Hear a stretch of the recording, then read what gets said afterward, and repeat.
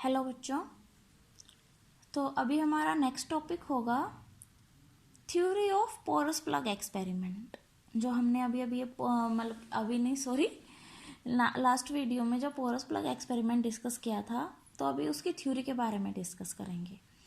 Theory के बारे में डिस्कस करने से पहले दो इंसुलेटेड सिलेंडर्स हम लोग इसमें लेके चलेंगे। क्या लेके चलेंगे? दो इंसुलेटेड सिलेंडर्स। एक सिलेंडर का नाम मैंने लिया ई और एक का नाम मैं लेती हूँ B. Cylinder A and cylinder B. ठीक है, तो इनके ऊपर प्रेशर लगाएंगे, उस सब को रिप्रेजेंट कर रहे हैं, अभी करेंगे। Cylinder A and cylinder B एक प्रेशर पी पे। ओके, तो इसके अंदर जो गैस थी, दोनों के अंदर मैं गैसेस लेके चलती हूँ। सिलेंडर ए के अंदर जो गैस है उसको मैं मान लेती हूँ कि उसका प्रेशर P1 है, वॉल्यूम V1 है और वो एक टेम्परेचर T1 के ऊपर रखी गई है। सिलेंडर बी के अंदर जो गैस है उसको मैं लेट करके चलती हूँ कि उस गैस का प्रेशर P2 है, वॉल्यूम V2 है और एक टेम्परेचर T2 पे ऊपर उसे रखा गया है। दोनों के दोनों सिलेंडर्स की हम लोगों ने बात कर ली। इनको एक पिस्टन सी से और डी से हमने कनेक्ट किया। सिलेंडर ए के लिए हमने पिस्टन सी लगाई और सिलेंडर डी के लिए हमने पिस्टन डी लगाई। ठीक है, जो कि सिलेंडर ए और बी के साथ कनेक्टेड है रिस्पेक्टिवली। ओके, तो जब प्रेशर P1 होगा, मैं उसे लेके चलती हूँ कि प्रेशर P1 है वो मेरा P2 से ज़्यादा है। तो जब प्रेशर P1 मेरा P2 से ज़्यादा हुआ तो C होगा ये इनवर्ड मूव करेगा और D होगा ये आउटवर्ड मूव करेगा। इसीलिए हम लोगों ने लिया कि प्रेशर P1 P2 से ज़्यादा है। तो उसके बाद जब C मेरा इनवर्ड मूव कर रहा था तो work done on the gas by the piston होगा। C के लिए work done on the gas by the piston होगा। तो जब ये work done on the gas by the piston हुआ तो देखो हमारी गैस क्या थी, यहाँ पे प्रेशर P1 पे थी। एरिया में लेके चलती हूँ कि इस टाइम A1 है। तो ये जो आफ्टर मूवमेंट जब हमने यहाँ से कंप्रेशर को कंप्रेस किया इसे, तो पिस्टन सी से प्रेस किया, तो इसके अंदर कुछ ना कुछ डिस्प्लेसमेंट भी होगी। जो इसके मॉलिक्यूल्स होंगे वो डिस्प्लेसमेंट मैं मान के चलती हूँ कि वो dx है। एरिया इंटू डिस्प्लेसमेंट तुम्हारा वॉल्यूम के इक्वल होता है। तो pressure P1, area A1 and displacement dx, इसको हम लोगों ने वॉल्यूम V1 से रिप्रेजेंट करेंगे, P1 V1। ओके, सिमिलरली जब ये पिस्टन D था तो work done by the gas on the piston होगा अब इस टाइम पे, बिकॉज ये तो आउटवर्ड मूव कर रहा है। By the gas on piston. ठीक है, तो ये सिमिलरली तुम्हारा आया P2 V2 के इक्वल। तो अब net amount of work done, net work done कितना हुआ by the gas P2 V2 minus P1 V1। Okay, P2 V2 minus P1 V1 क्या है? Net amount of work done by the gas. अब ये दोनों के दोनों जो सिलेंडर्स हैं ये मेरे कंप्लीटली इंसुलेटेड ले रही हूँ मैं, तो ना तो एनर्जी अंदर एंटर कर सकती है और ना ही आउटसाइड जा सकती है। तो इंटरनल एनर्जी के अंदर कुछ ना कुछ डिक्रीमेंट आएगी, तभी तो ये सारी की सारी वर्किंग हो रही है ना। क्या लेके चल रही हूँ कि मैं कंप्लीटली इंसुलेटेड है मेरे दोनों सिलेंडर्स।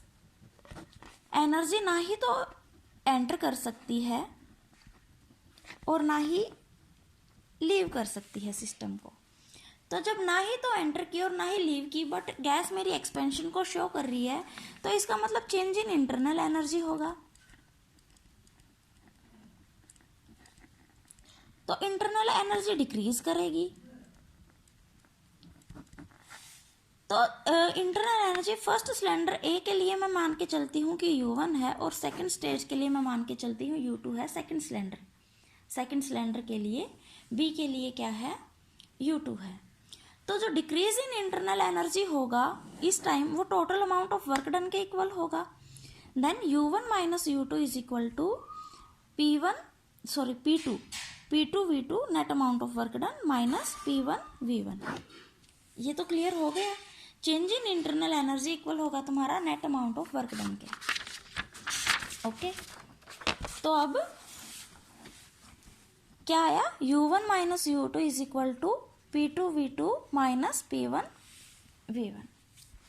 तो यहां से U1 plus P1V1 is equal to U2 plus P2V2। U plus PV equal होता है एंथैल्पी के।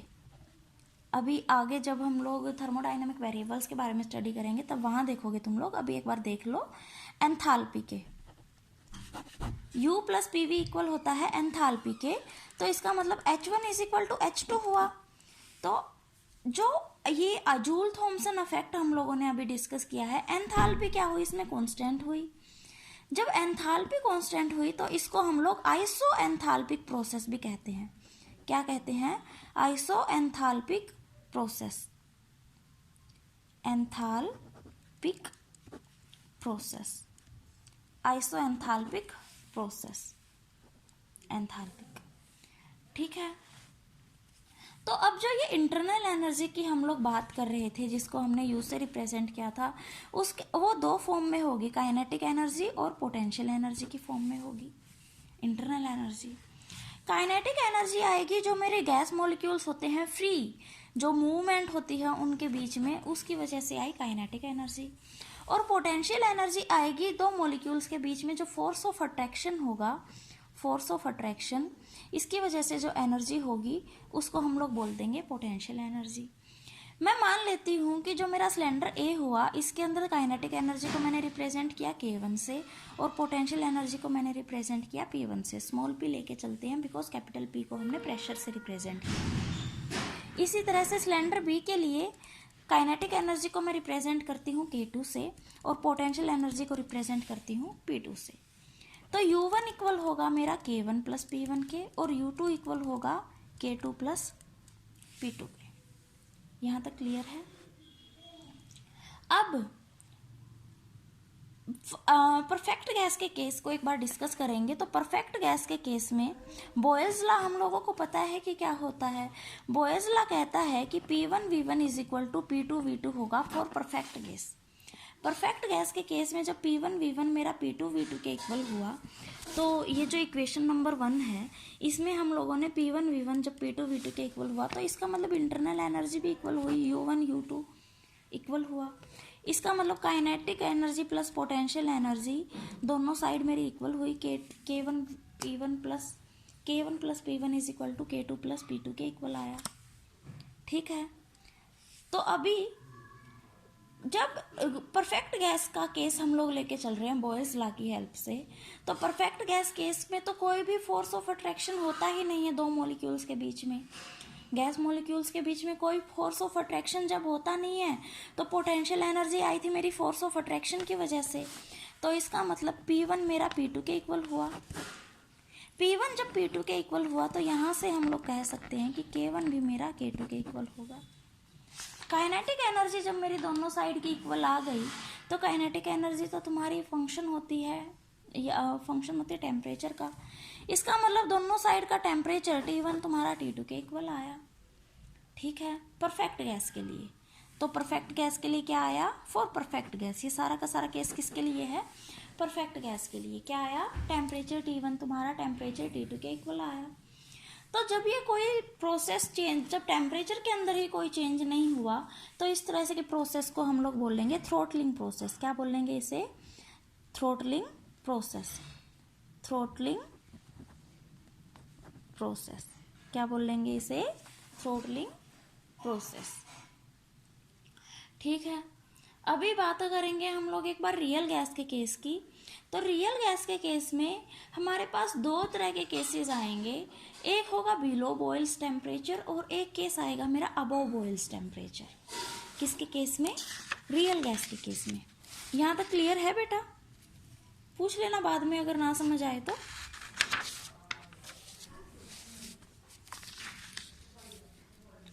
तो रियल गैस के केस में हम लोग दो बातों को डिस्कस करेंगे, एक बिलो बॉइल्स टेम्परेचर और एक होगी अबव बॉइल्स टेम्परेचर।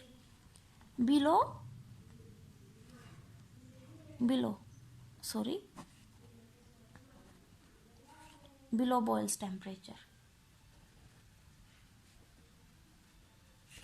एक आया बिलो बॉयल्स टेम्परेचर। तो बिलो बॉयल्स टेम्परेचर के केस में जब हमारी गैस कंप्रेस हुई थी, गैस को हम लोगों ने कंप्रेस किया था पिस्टन ए सी की हेल्प से सिलेंडर ए में, gas is compressed below Boyle's temperature के केस में जब मेरी गैस कंप्रेस हुई थी तो वो इनिशियल स्टेज में थी। उसके बाद उसका वॉल्यूम चेंज हुआ, प्रेशर चेंज हुआ, तो जो final amount of work done था वो हम लोगों ने लिया था P2V2 माइनस P1V1। ये क्या आएगी, एक पॉजिटिव क्वांटिटी होगी बिकॉज गैस क्या हो रही है, कंप्रेस हो रही है। जब P2V2 minus P1V1 positive quantity आई तो इक्वेशन 1 की हेल्प से U1 माइनस U2 भी क्या आई, पॉजिटिव क्वांटिटी आई। U1 माइनस U2 जब पॉजिटिव क्वांटिटी आई तो हम लोगों ने देखा कि जो काइनेटिक एनर्जी थी P1 प्लस K1 सिलेंडर 1 की, वो ग्रेटर आई मेरी P2 प्लस K2 सिलेंडर 2 से, kinetic energy plus potential energy के।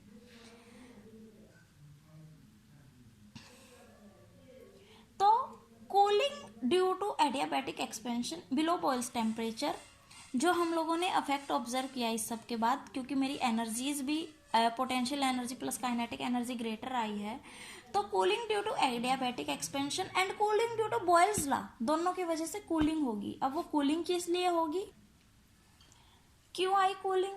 सबसे पहले तो जो तुम्हारे चेंजेस था, तुमने देखो फर्स्ट इंटरनल एनर्जी को U1 is greater than U2 है, तो तुम्हारी potential energy plus kinetic energy भी इंक्रीज हुई फर्स्ट सिलेंडर की।